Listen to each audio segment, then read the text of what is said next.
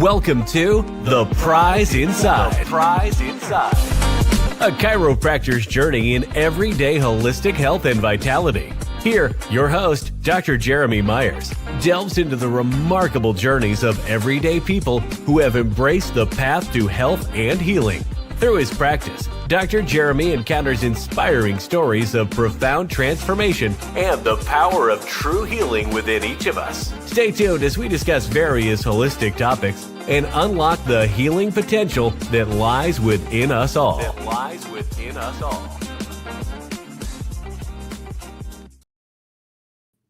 All right. Good evening, everybody. Welcome to Whole Health Weekly. Hope you guys are enjoying your day. Chilled out a little bit here in Michigan, so not as much outside work as there was. But remember, start learning how to ferment your foods. It's worth it. You get like a year of deliciousness there. So just had some great lemon dill sauerkraut. If you missed the episode where I had Kirsten Shockey on, who's a 5-time author of different various fermentation books, which I'm scouring right now, go back and become part of our, become a subscriber on the Prize Inside, a chiropractor's journey on Rumble, the Prize Inside, a chiropractor's journey on YouTube. Also, we do podcasts. So any Spotify, Apple, iTunes, any of those, if you get on there and enjoy it, put a thumb in put something in the chat, like a thumb, a heart, wherever you're at. And that gets us going and seeing more people. Cause I got like 78 people on Rumble. I'm trying to get to 100. It would be amazing. Trying to do it as organic as possible so that I can really understand and know that, the content's worth it. So that's what I always love. This week, if you don't know, we go Sunday and Wednesday. Sunday night, we did talk on herbals, rosemary, which was a fantastic talk about rosemary. Very nice basic herb that helps your mental clarity, which was pretty cool. The other thing is if you like newsletters or information that I have that we will put on later, we always do we're doing a tribal. If you put in tribe1.substack.com, so tribe1.substack.com, you can get on a newsletter email list, and that email list gets you a little. We'll do a Tuesday newsletter plus any kind of transcript from this show, so that if you miss something and you want to go back, it would be fantastic. We don't smash you with a bunch of emails though. So on that one, it's just one that it tells you when we're coming on live. And then, if we put something on there, some great articles I found today. So Whole Health Weekly is all about looking at the news and seeing what's trending and what we can talk about. And I found a few things, so it'll be pretty good. Some things that we talked about last Wednesday are kind of the similar stuff for this Wednesday. So I found dove a little more deep and then found those other ones. So that will be really fun. And I found some good Dr. Mercola articles as well. Dr. Mercola is this website that just does crazy amounts of information in the holistic world. And so I usually use his website, as talking points so we can talk about the ins and outs. And before we start, I always like to start with a chiropractic quote. And this one was pretty good. I liked it. It says, chiropractic is not designed to make you instantly feel better. It is designed to make you instantly heal better.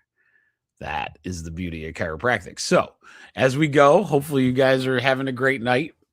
And with that, let's go into some of the health trends that are happening this week and see if they're good for us. So what we do in Whole Health Weekly is we look at these health trends, because right now there's a few different ones, and we'll touch on a few that are real trendy right now. Where the money goes is where, if the money goes there, whether it's healthy for you or not is the obvious question. And Dr. Matt and I had a great conversation on different things, on holistic aspects. So one of the things that's hitting the mainstream that I would suggest to really take a look at before you actually do it is the world of peptides. So peptides are essentially kind of the holistic workaround for various medicines and drugs. They're essentially doing the same thing, but because your body makes them, right? So these peptides are something I would say, call them little chemical, they're things that make your car go. Okay. So let's say you have gas, that would be like one type of peptide. Let's say you have oil, one type of peptide, like those kind of things. But we have multiple chemical signals throughout our body, right? And these peptides are basically doing that same thing. So hormones are a good example. Enzymes are good. There are all these different chemical reactions that our body actually produces. And peptides are in there to essentially replace our body not producing them like they should. Okay. And so peptides, in essence, wouldn't not be an innate intelligence type thing, because you don't want your body to, you don't want to put something in your body that your body produces. Good example. We talked about one of the things that's holistic, but it's not the greatest thing to take all the time, would be digestive enzymes. So digestive enzymes, some people live on these things because they say they're holistic and their gut feels better when taking them. The problem is, one, it's showing you that you have an underlying problem, that your digestive enzymes aren't working properly. The next part of it is your body produces those same digestive enzymes. If you continue to take it, the innate intelligence of your human body is so powerful that you're going to have issues show up, in the sense of your body will stop producing the digestive enzymes that are there. Now, I say that in reference to understanding that there are times where that a peptide potentially could be really good. A digestive enzyme could be a really good idea. And so think of like melatonin. Melatonin's built by the body. We take it as a supplement. If you take too much of it, now melatonin's not produced. Now you can't sleep, right? So that's one good example of that. So like within digestive enzymes, sometimes your digestive enzymes are so messed up that once you take it, you actually digest the food a little better. So maybe that's a time that you'd want to take it. What the biggest problem is a lot of these things, if you have to take it a lot all the time, consistently, constantly, whatever, then you're not really innate healing. You're just masking whatever's going on. And so peptides, you'll hear like the GLP-1s, different ones. Essentially, they're like steroids, like think of that way. They're replacing hormones, they're replacing enzymes, they're doing all of those things. And in our human body, we don't want to do that all the time. We don't want to, replace things that your body produces. Okay. So it's as simple as that. But the problem is sometimes your body hasn't produced something for a long time. And we'll go through one today that was pretty interesting. Like one of the articles is that way, that your body may need a kickstart necessarily of reintroducing that. So digestive enzymes is a good example. Digestive enzymes, you can reintroduce it while you're getting your good gut microbiome going in the right direction. And then once that gut microbiome starts to produce what it's supposed to, you won't have a need for that digestive enzyme stuff. Okay. So that's where I'm coming from on that part of it. So remember with peptides, I'm going to be I'm not a fan, right? Because it's an outside in philosophy. It means your body's not producing. We got to find out why your body's not producing is a better answer than just taking something that produces it. However, if we knew the why, then sometimes that kickstart can be a really, really good thing. So there are times where you could actually take this stuff, but there are times when you need to get away from it. And then how does your body react when you're away from it? Okay. So with that said, let's go into let's see what's trending this week on the old TikTok. All right. I liked this one. Okay, so last week we went through neuro wellness. There's a lot of hacks. A lot of wellness gurus are trying to get you into mental framework, meditation, breathing patterns. It's as if they were all watching the 1% tribe all the time, they would know that there's different breathing techniques, there's meditations, visualizations, a lot of good things out there. So neuro wellness is going to be a big topic this year in 2026 because of the high stress. You got like wars all over the place and we lose focus on what's important. Gas price starts freaking out. So then we, start panicking and, like all these different things start causing stressors. And those stressors, in the time frame, we got to start getting to that lower level of those things, right? And so neuro wellness is a good focus, especially in breathing and meditation stuff. But we talked about that last time, so I'm going to skip it.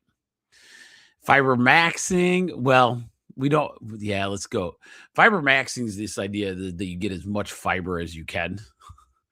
But it's like because our bodies don't produce, or we don't get enough fiber in our diet. And one of the problems is the reason that's coming up is because so many people are doing ketogenic type diets and doing pretty well on them. So one of the things about ketogenic is it does really good when you take all these crazy things that can get in your body's way out of the way through ketogenic. Ketogenic is, meat, fat, water, basically. So no gluten, dairy, sugar, or fiber, right? And so one of the problems though is over time. That's why I always say if you're going to do ketogenic, you probably should do it like in spurts or something like that, because a lot of times you need that fiber to keep your gut microbiome in a good space, right? So then some people ketogenic sometimes will have some gut issues slightly, but overall when you go on a ketogenic type diet, it does pretty well. The problem is like they're finding the gut microbiome needs the fiber to survive, and so that's one thing that you should probably add. So people are what they call maxing it out, like taking your maximum daily allowance of fiber, which could be good, but it also could cause you to have more sugars and more all the alls, right? So that one's up in the air. There's a lot of science like going back and forth on it. But fiber maxing, maybe for a day, might be a thing. But when I'm talking fiber, I'm not talking like bread and cookies, right? I'm talking like actual veggies, like stuff that actually has fiber in it. So remember that in the fibromaxing world. I thought this one was cool because it is a big one that's happening. NAD plus is an anti-aging biohacking and it's going mainstream. So TikTok is where this trend is most pronounced, with short, engaging videos demonstrating the before and after of perceived energy boost and improved cognitive function. Biohacking influencers in the longevity space, often citing early stage research, are at the forefront, and podcasts featuring scientists and proponents of NAD plus boosting are gaining significant traction. Let's see if I can pull up this video. Let me see. Let's see. Oh, maybe. Well, that didn't work. Okay. Let me look here. See if this does it. Okay, that's some creepy site. Okay, that didn't work. Check back with me later. Anyway, so NAD plus is a really good. Let me find a good article on that actually, because you guys would like that.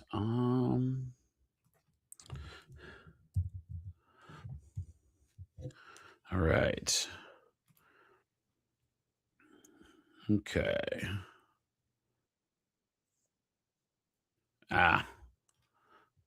Okay. So let's look at this real quick.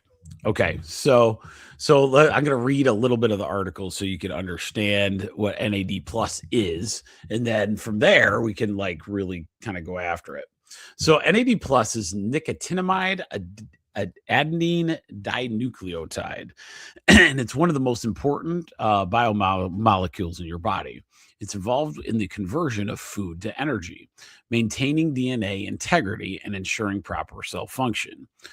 And these functions help protect against any delay in aging or disease. NAD also acts as fuel for longevity proteins called sirtuins. NAD levels dramatically decline with age, contributing to aging chronic disease states. And it's also used up by DNA repair enzymes involved in inflammation and immunity. So if you have chronic inflammation, you use up more of your NAD, right? So this is kind of like what we were talking about with peptides. Okay, so stick with me on this.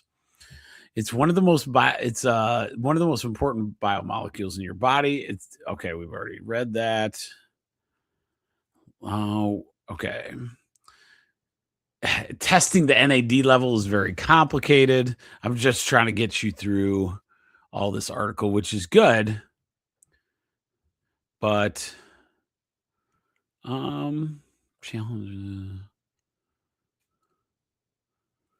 Okay. So NAD is it's actually a hard supplementation too. So I'm just trying. So NAD is kind of the same idea. So that's one reason NAD plus is a big thing. Oh, come on. Where's the precursor? What am I looking? Okay. So there's stuff out there. So what they're trying to do a lot of times essentially is in NAD plus, you're going to get into potentially the peptide aspect. So people are, getting NAD plus, which is fine, but it's like taking a digestive enzyme. That's one reason I brought it up tonight. There is nicotinamide like powder, which could help, and you want to get the precursors to the NAD. The problem is there's no direct NAD plus supplementation out there. And that's what I was looking for, is the best aspect. Okay, so physical exercise. Actually, heat stress builds up NAD, which is kind of cool. Sleeping well, it gets your NAD up there. Let me see if there's any foods. Let's see. That's why I like looking up stuff with you guys. NAD, it's great. NAD.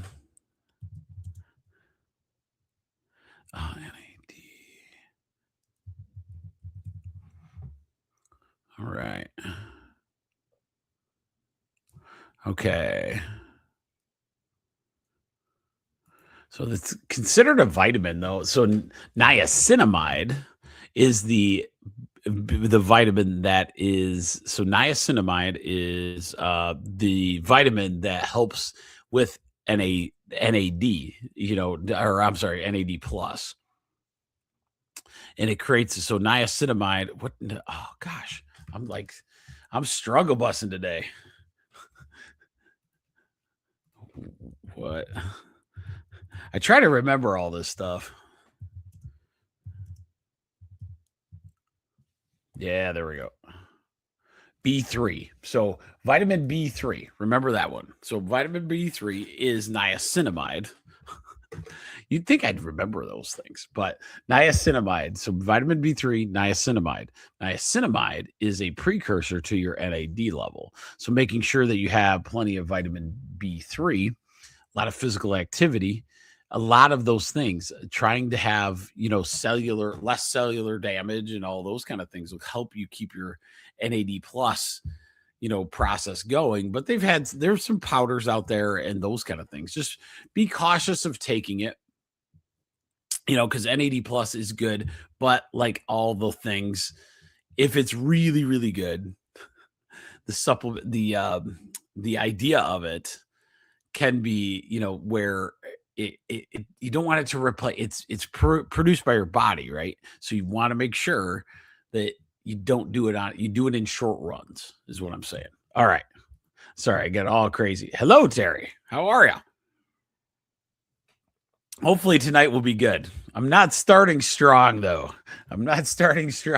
So, all right, let's go into the other one that I really liked. This one's super fascinating to me because it's the same thing as what we talked about with peptides, right? Your body produces this, but in short bursts, this could be a really effective thing.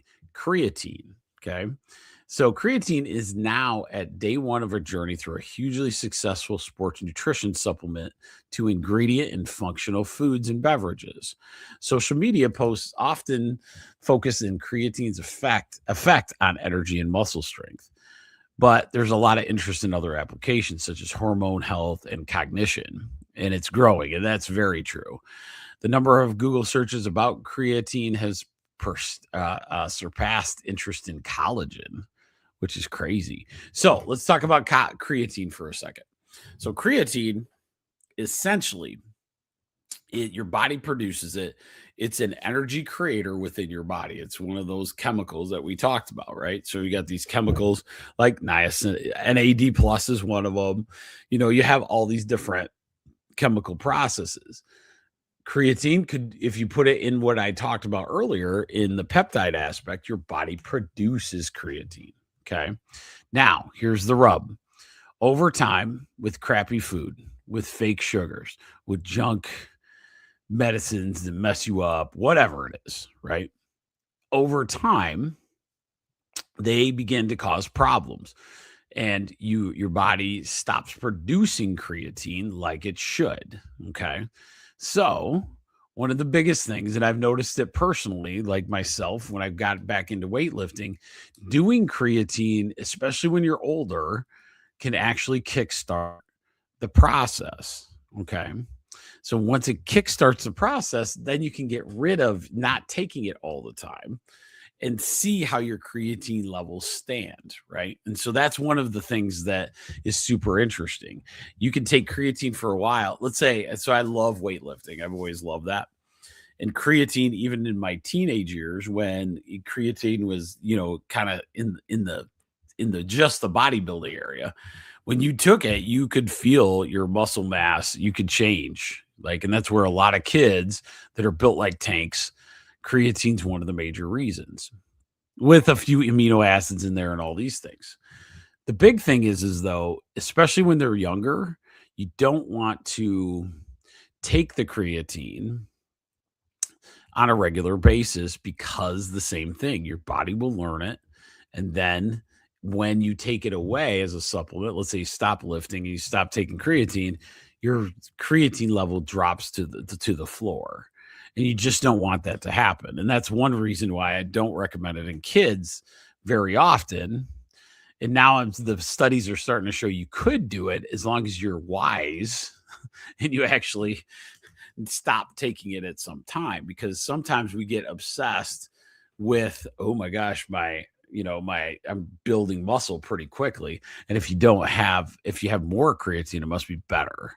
Right. But your body produces it. It's a process in your body that we want to do. So we want to make sure we're not reliant on the creatine aspect of things. But there is something to be said for even brain health. People that, let's say they don't weightlift, but maybe doing like a really good creatine. Now, there's a crap ton of junk out there with like a bunch of garbage. You got creatine with like 27 different weirdo ingredients in there. What you want, and we get it from my Amish place, it's just straight creatine monohydrate's what it's called. And so once you take it, it's really good. You want it as natural as you possibly can because it's replacing some kind of that process. Women should be doing it, men should. Anytime you can build muscle, you help the hormonal pattern become homeostatic. We want to get that pathway to homeostasis, right? Homeostasis is where everything's working properly. Your hormones are going up and down.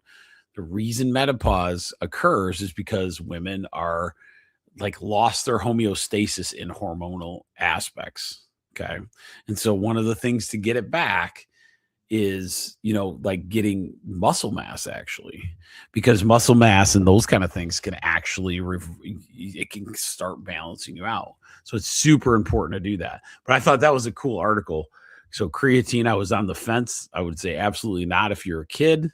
I'm changed on that maybe once a month or something as a kid, but one of those things where just your body produces it. Just be smart with it. Okay. So that was good. Here's a good one. Skin longevity or skin as a health marker. This was a pretty good one. This emerging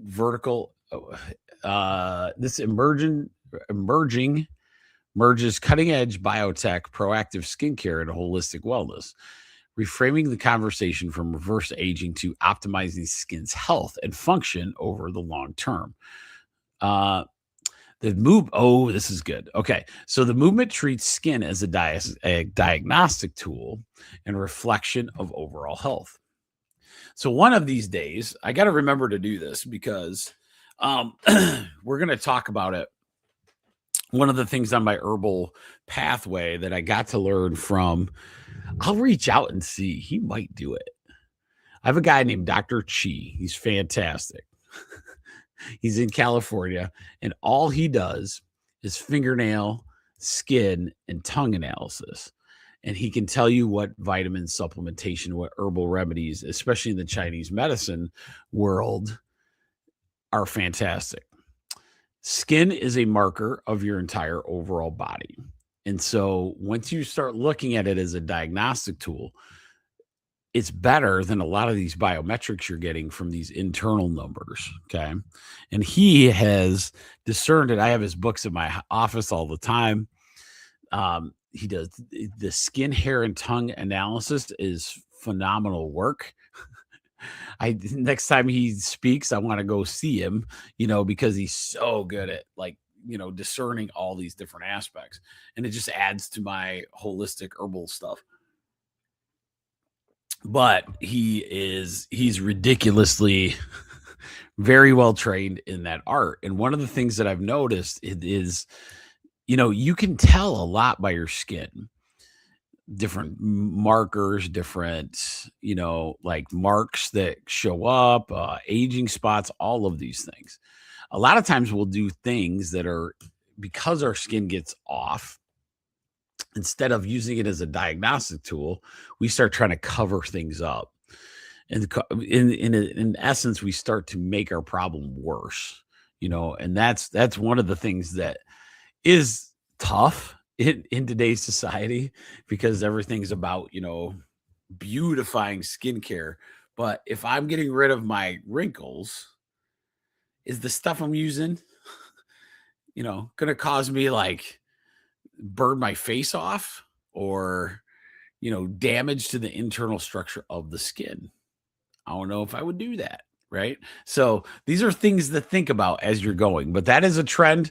We'll talk about some cool stuff. Maybe some skin herbals would be a good topic as well. This one was kind of cool. I like this one as one of the trends that are on TikTok. It's called micro movement snacks. Okay. This is pretty funny. So micro movement snacks are short, intentional bursts of physical activity, typically lasting 30 seconds to 5 minutes, sprinkled throughout the day to counteract the prolonged sitting and keep the body active without a formal workout. They are especially popular in workplace wellness and longevity-focused fitness because they're low barrier and sustainable and inclusive. Okay. So that's kind of cool. So it's so true. Brian, hello. How are you, sir? Brian's here. So I could use, Brian has a job where that could be a thing because he has to drive to a certain place and then, get in and do some major physical labor and then get in their car and come back. Well, one of the things you could do in a situation like that is get out of the truck, do 20 push-ups on the ground and then go, right? And just give yourself these different markers, right? So if you sit on your butt all day in the office, what's to say, if I just got on the floor and did a plank before I left for the day or lunch, right? You ain't going to do a plank for very long, but it'll get you, right? So I thought that was cool, the micro workout kind of thing. So where every place you go, you're doing something. I might try it. I might try it in between patients or something. I think that would be sweet. Just to go. It depends on how busy. I think tomorrow we're off Good Friday, so that'll be a little daunting of a task if I try to do a ton of exercise tomorrow. But the biggest thing is like understanding that it doesn't have to be a full workout. Good buddy of mine today, he kind of let his health go, and he was like getting frustrated because he had all these things pop up. He went to his MD, didn't think about chiropractic for a minute. And then, he goes in, doctor's like, well, you can take this pill and that pill. He's like, why did I think of this? So he goes into me and we adjust him like twice. And he's like, I feel so much better. I go, I don't know why I didn't think of this before. And then I was saying, he goes, I really want to work out, but I just don't like going to the gym for an hour and a half. I'm like, why do you have to? He goes, what do you mean? I go, what's to say? What's better? You go into the gym for 3 weeks, and you get 3 times a day, 3 times a weekend, excuse me. And you do it for an hour and a half. Or I do 20 air squats once a day for every day that I'm working. Which one do you think's better? Right. You improve each and every day by doing the one air squats 20 times a day, 20 a day, and you're done. Or you do 10 push-ups, whatever it is. The key to all this is always why I call it the 1% tribe on Sunday night. It's those little 1% little improvements that will make you a big deal. They like to put different names on it. Then now it's called micro, what do they call it? Oh, movement snacks. Whatever makes you fancy. If you like, do movement snacks. Stand on one foot while you're talking to somebody. That's a balanced posture, right? All these different things. My dad used to have this crazy one. He'd be at the desk all the time, and he would actually do what they call eccentric movements, where he holds the desk and he would flex his upper body, and just to get the burn of his shoulders. They call it kind of negatives if you know weightlifting at all. So he'll sit and he would squeeze, go in, out, and all those things because he didn't want to miss time with his kids to go to the gym after work, right? Because everybody working 10 and 12 hours a day. Why would I want to go work out and never see the child? Or, that's a big deal, right? So that was a pretty good one. All right, let me see any others. Oh, microplastics. We should talk about this because this is a big one. As concern grows, I heard another one on podcast as well. So as concern grows around microplastics in human health, the wellness and medical sectors are moving from observation to intervention. So microplastic have become a huge problem. And it's true. But holistically, we've been screaming about it like probably 15 years, but now it's a thing. Okay. So private clinics are already offering treatments claiming they can reduce microplastic loads in the body. And looking ahead, microplastics may become routinely measured health marker, tracked alongside cholesterol or inflammation. A word to the wise on that probably is I don't know what they would be using for microplastic. I haven't read up on that. I do know if you have great gut microbiome, the innate intelligence of the body can get rid of a lot of things. If your immune system's not losing its mind because your innate intelligence of your body is working perfectly, then a lot of times maybe some of these microplastics won't be as big a deal. Now, if you get inundated and is assaulted with basically all these microplastics and they end up in parts of your body that it shouldn't, you should do your best to not have that happen, like where you do a concerted effort to, don't drink out of a plastic water bottle all the time. Try to stay out of those environments where it's not great, healthy foods, plastic wrapped meat, like those kind of things. I don't know. Like I got to do more research on where all these microplastics are coming from. But switching to glass jars instead of plastic containers, there's a lot to that, and so if you start going in that direction, then you're gonna save yourself some things. And we're ahead of the marker right now. There's gonna be a crap ton. So so what happens is we get this fear porn, right? So we get this fear porn microplastics that come out. So then all of a sudden they're like, ooh, people are scared of that. So now we will make a big deal about it. And then it's called problem solution, right? You create a bigger problem than possibly it could be, right? And then you create the solution for it. It's pretty much the human way of different ways to do it. Problem, we give you really crappy food with like fake ingredients all over the place. And then because of that crappy food and because of all this toxins we put into your body, we have a medicine for that. It's like it's a wildly popular way to go. And you can make some money off of it too. I think that's the most fascinating part of healthcare in general there. But okay, so I've talked enough about the trends. I think that was good. Microplastics, we'll go back to that one at some point. Okay, so let's go to the articles of the week. We go to, I found some good ones that you guys might like. I really like this one, and we can talk about it pretty good. So this is an article by Dr. Mercola. CoQ10 supplementation enhances peak power production in trained athletes. I really like this article. So, intense training rapidly drains the cellular energy systems your muscles rely on, which causes power to drop and recovery to slow long before you feel overtrained.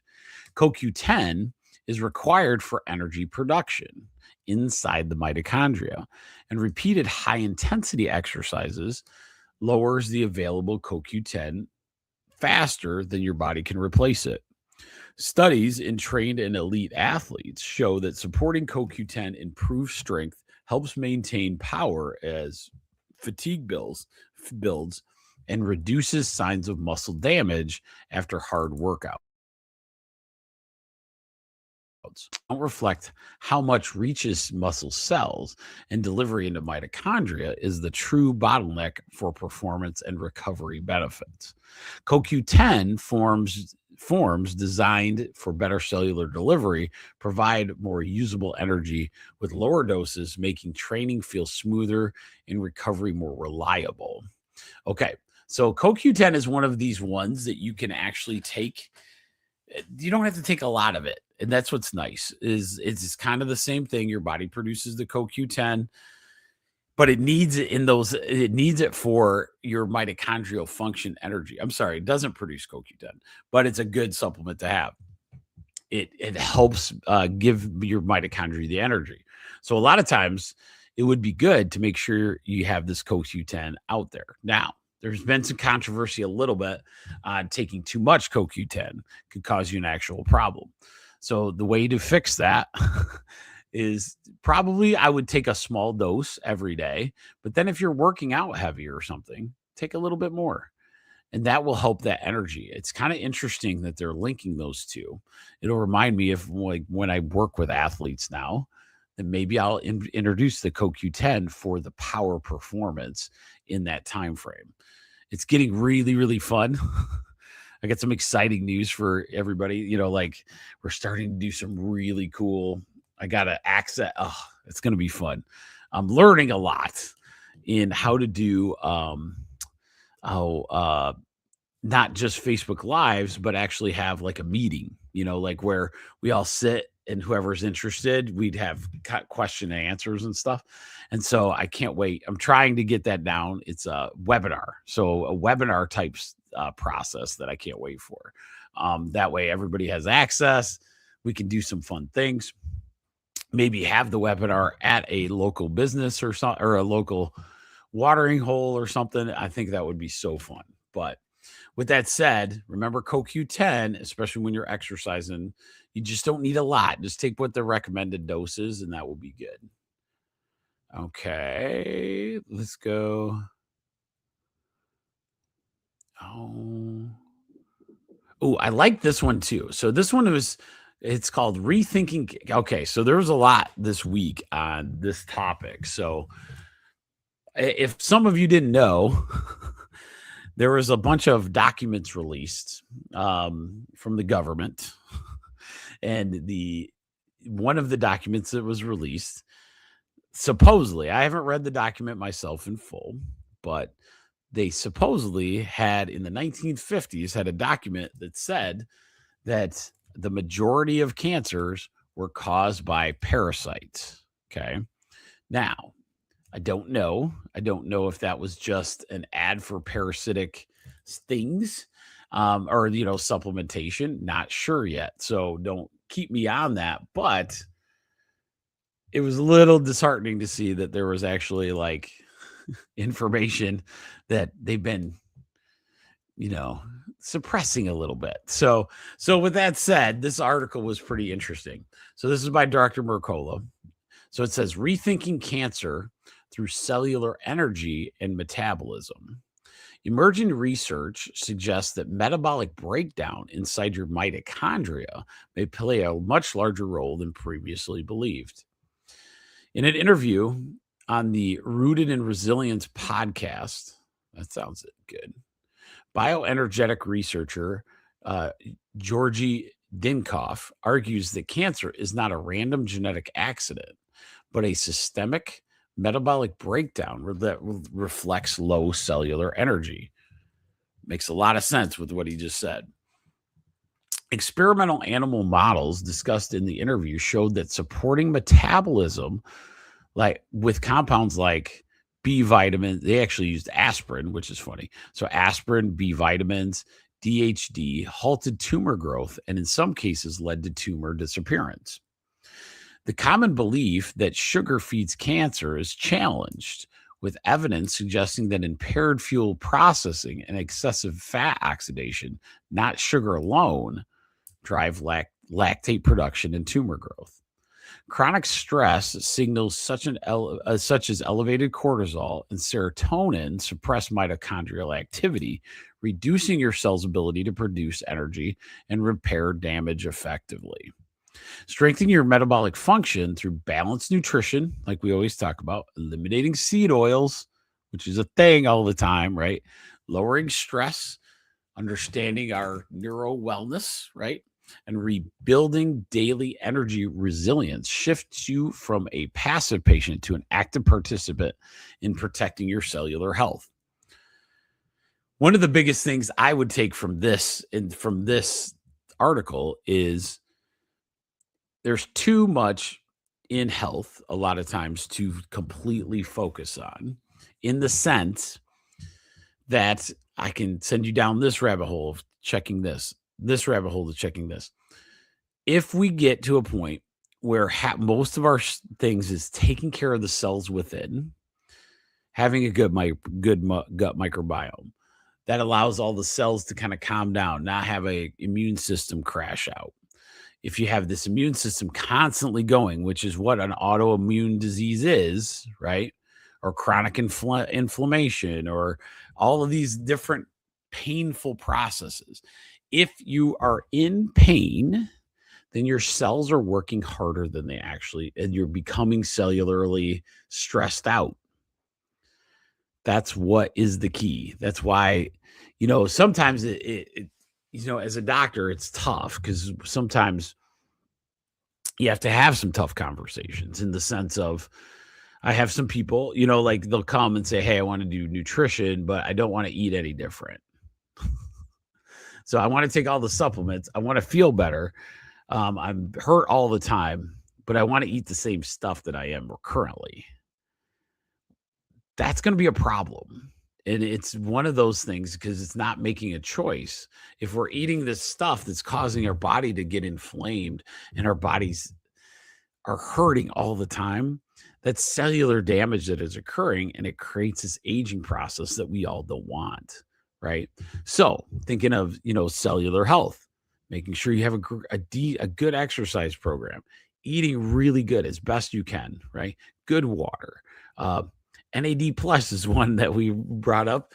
Anything, think of when you're looking up supplements to take, think of cellular health and then start there. Don't go, hey, I have a headache. What do we do here? Okay.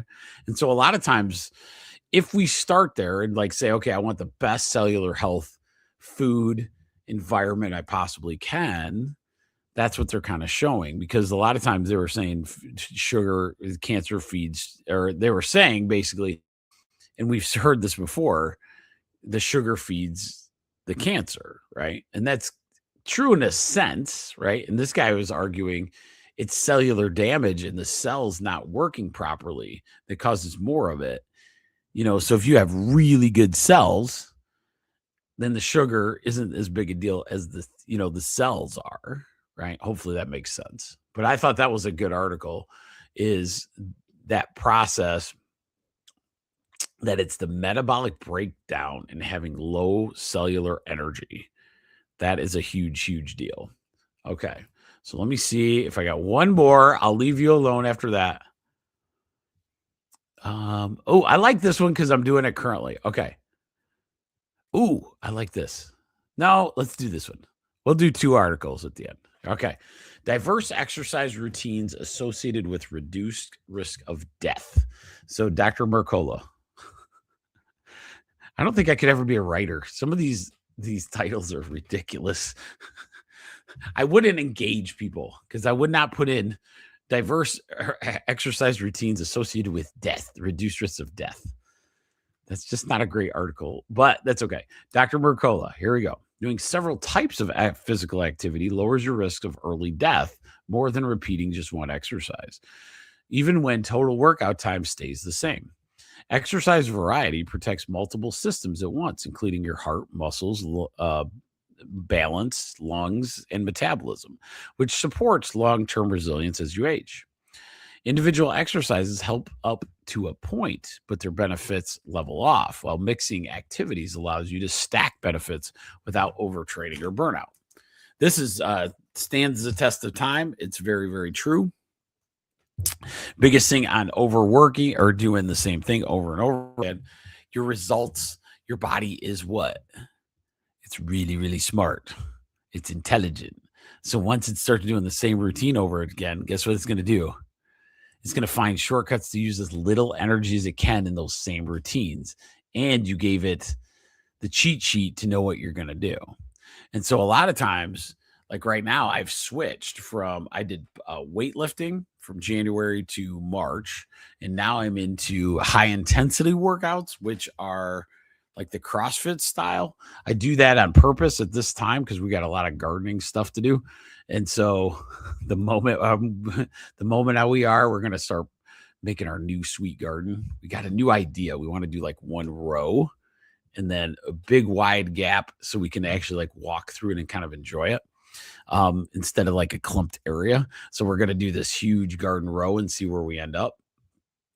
But that kind of work is going to take, I don't want to be in weightlifting another 45 minutes after that.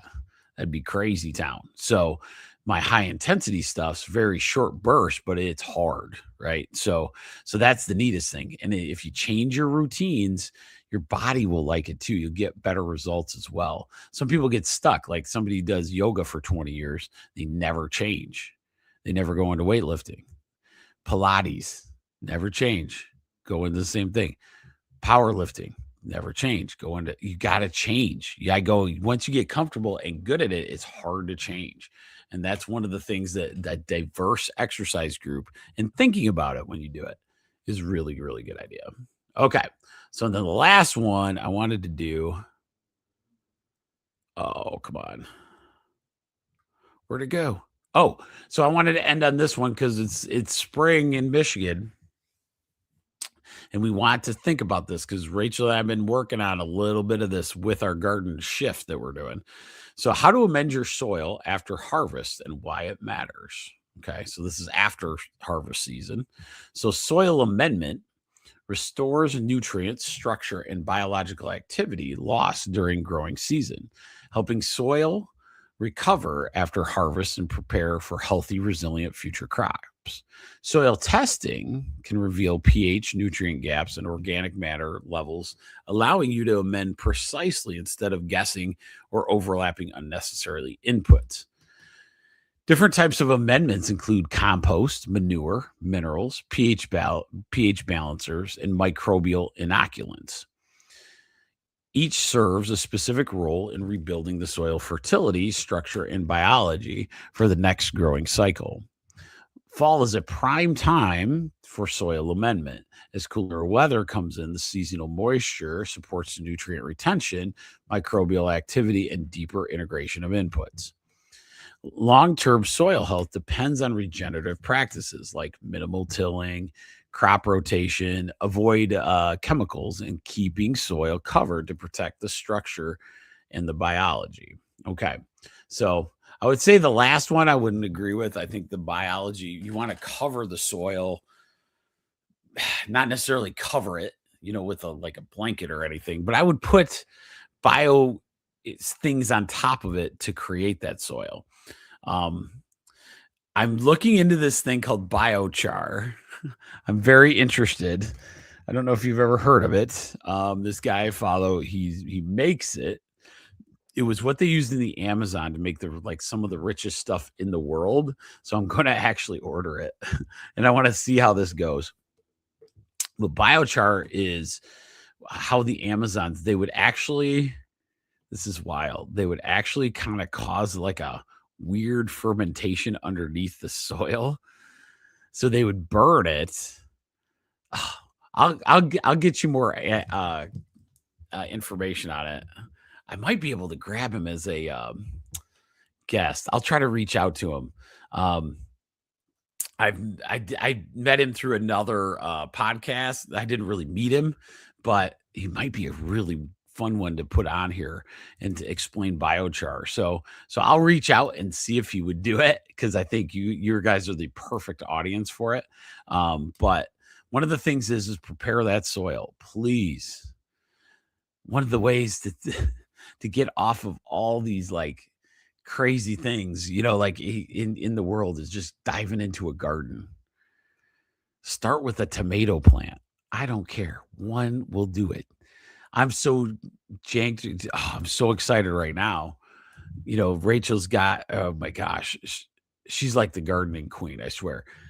So I get here, it's like 40 degrees out, and I get home at noon, and she is like in a tree chopping the crap out of this thing, right? And then I look in the garden, and she's already done like a ton of stuff. And so, like we had a bunch of mess because all the snow came a little earlier. So we had all kinds of stuff all over the place. So now we're going to plow, we're going to till, look for some native plants that can grow to make sure that the roots are really deep around our garden, like around the edges away from it. But we're going to go after that. And we're going to see what we can do. We don't need to grow a ton of stuff. It's just like the four of us. So we don't have to grow a ton. I want to just grow really well. And we want to do high quality stuff and not worry about the quantity for sure. We've done the quantity. It happens in Michigan all the time. We accidentally did so many cucumbers, I couldn't even give them away. That's how many of those suckers took off. But this year we're going after some really high end. And after my talk, if you guys ever go and become a member of the Prize Inside, a chiropractor's journey on Rumble or YouTube, you can see the one I did on beets. Beets are very hardy, very good to do. and I know they grow really, really well. So we're going to do a lot of those, and be able to make some dried beet powder. We're hoping, some fermented beets, all those kind of things. So we're going to have a lot of different ones. I feel like Dwight Schrute and have myself a beet farm. That's why Dwight Schrute was so healthy. Well, with that, ladies and gentlemen, I will leave you tonight. Remember always too, if you ever want to reach out, tribe1.substack.com. You can actually talk to me through there too at an email. That would be fantastic. So remember to subscribe there. If you have any topics that you'd like us to discuss on especially Whole Health Weekly, let me know and we can go from there. But yeah, I would love to hear from you guys on different topics that you'd like me to touch on. And then don't forget Sunday night, 1% Tribe. I think we're going condition based. We'll have to see. I can't remember. I know it was herbs last week. So then we'll talk about something this week. If you have ideas for the condition, tell me before probably Friday. With that said, I hope to see you all next week. Thank you for making this so fun. My podcast has gotten over. I hate to say it, but the podcast, just the audio, has gotten over like 8,000 downloads or something, and no, 5,000 downloads on the audio, and the my Rumble has gotten 8,000 views or something, and I'm pretty pumped about that. Like when you only have 78 people and 40 people are watching the full thing, I think we're getting there, and that's why I want to make Whole Health Weekly stronger each time. Try to stay not on a squirrel, but I hope you got a good stuff. So remember NAD+. What else did we talk about tonight? CoQ10, right? And, regenerating that soil, and we'll be good. So with that said, you guys enjoy the rest of your night and have a good rest of your week.